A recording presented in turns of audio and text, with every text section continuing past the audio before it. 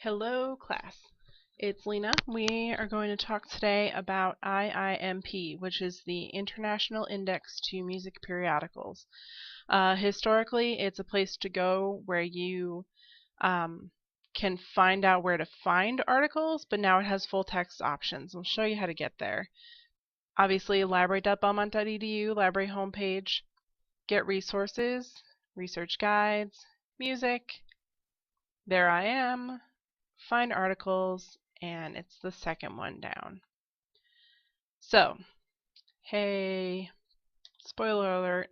Okay, so clearly I've been doing some searching in here.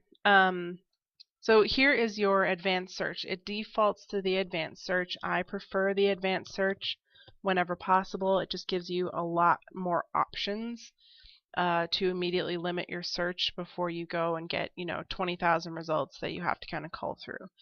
So let's start with doing a search for media and music.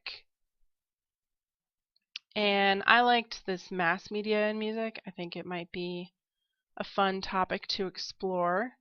So we're going to do full text and peer reviewed, which I clicked off right there. And then I also clicked English. Unless you're, fluent in Croatian, by all means, click Croatian or French or Chinese and search. This actually brings up 99 results, which is a pretty decent number to deal with. But let's see if we can limit it just a little bit more and get some articles that are really, really good. So first thing I'm going to do, you see there's all these different things that you can limit by. Click on document type, and I'm going to click on more options. And this opens up a window where you can include or exclude specific things. I'm just going to exclude reviews. Reviews aren't bad. But usually it's a review of a book that could be helpful for your research, and instead it's better to just kind of go straight to the source. So we're going to click off all the reviews and hit apply. Got down to 74 results, and then as always we're going to check out the last 10 years of scholarship first, just so that we have the most up-to-date information. 45 results, that's a pretty good list. So looking through here, you can see that all of our search terms are highlighted. There's some pretty good articles coming up. This one has images, which is kind of cool, so it gives you the opportunity to look at the images that are included in the article. Come on, there we go. But I don't really like that article. I like this one, Reflections on the Cover Age. So a collage of continuous coverage in popular music. So what you can do here, first thing, is just hover on this preview, and it shows you your highlighted search terms, kind of gives you the abstract. It gives you some subjects right here.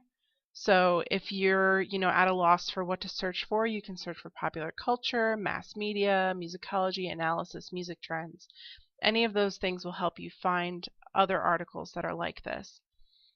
But we're not interested in the preview because we actually want to see the article. So click on the title, and so here's your article. So you have the abstract, and then you get the full text right here. So if you want to just read it on your screen, that's where it is. But there are a lot of things that you can do from here. First thing you can do is click on the author's name. Say this article is amazing and you want to see what else George Plaskites, I think that's how you pronounce it, is publishing. Then you can look at all of his articles. There's 21. It's not bad. Pretty prolific author. You can also click on the journal title. So Popular Music and Society might be another great place to find other articles that would be helpful for your paper for this particular topic. So you can search within this particular publication. You can browse specific issues just by opening up these boxes.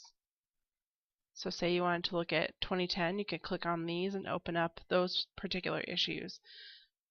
But we're just going to go back and look at this.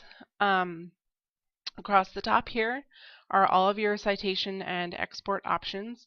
So you can save to My Research, and you have to sign in for that, but it's completely free. So sign in, create a folder to help you save your research.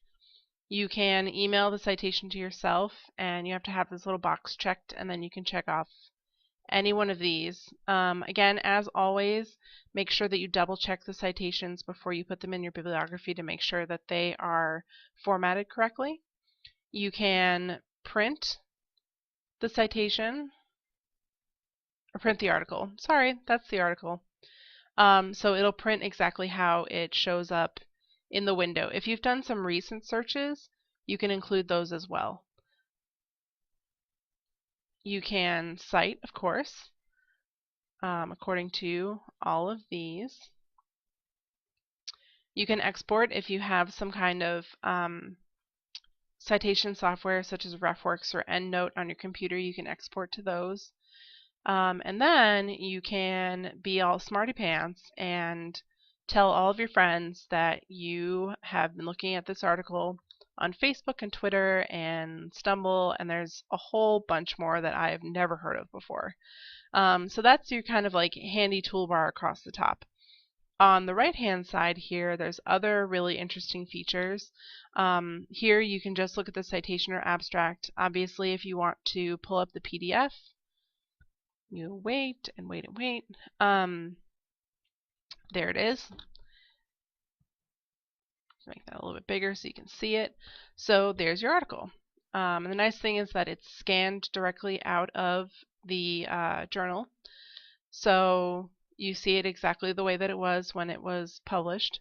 You can open it in PDF Reader if you want to, or again, save, cite, export.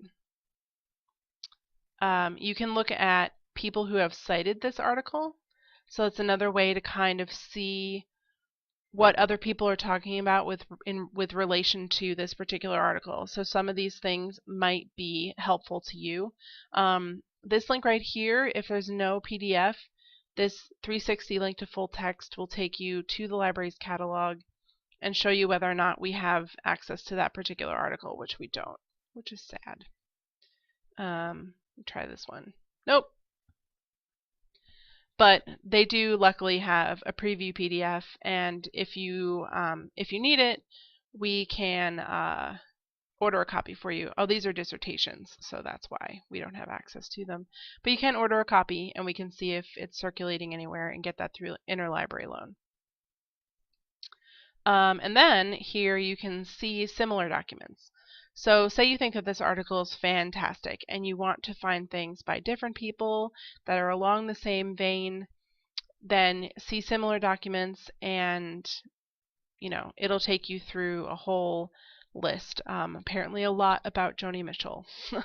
But you can look at those and the same preview function, so you don't have to keep going to each title and then going back.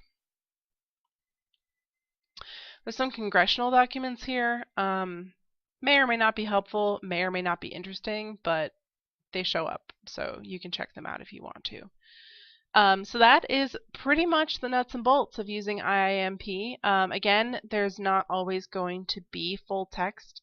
You could see in those results in the cited by list that there were only some previews available, and that's because IIMP is just starting to include full text in their results list. So they have to play the game with JSTOR and all of the other databases who are providing full text and kind of keep up with the group. So as always, if you have any questions whatsoever about finding anything, please do not hesitate to let me know. Shoot me an email, chat with me. Apparently I'm not logged in. I don't know why. But yeah, let me know. So that's a little bit about IIMP. Have fun with it.